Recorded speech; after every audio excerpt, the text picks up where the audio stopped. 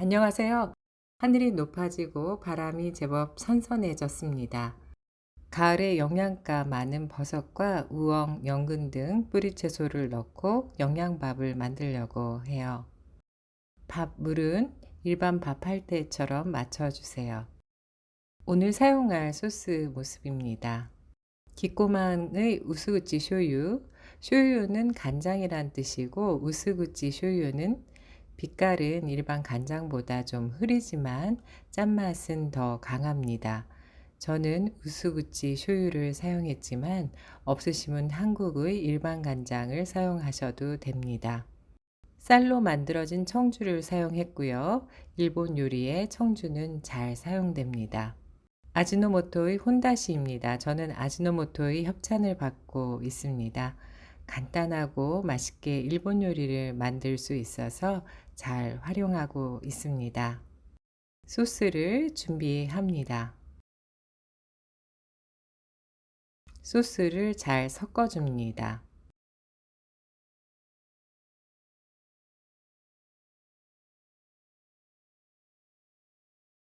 소스를 넣어주고 준비한 채소를 넣어줍니다.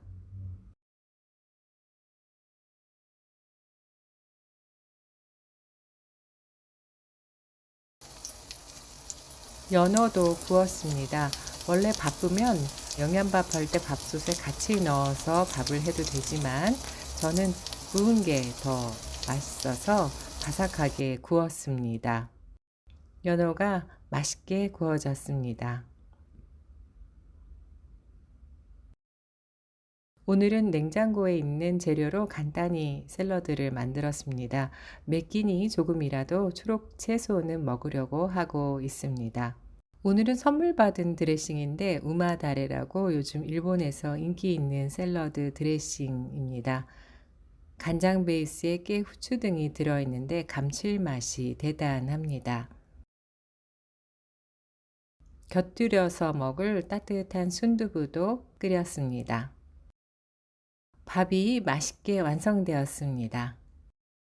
누룽지는 너무 맛있겠어요. 밥 공기는 어디다 담을까 하다가 귀여운 고양이 그릇에 담기로 했습니다. 이 그릇은 제가 도쿄 살 때 구매했으니 20여 년도 넘게 함께 했습니다.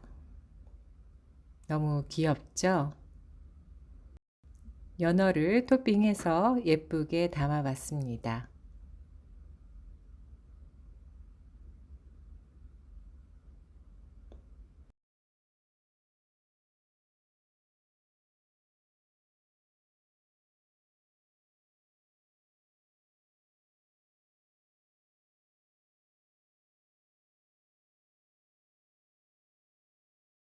가을 영양밥 정말 너무 맛있게 먹었습니다.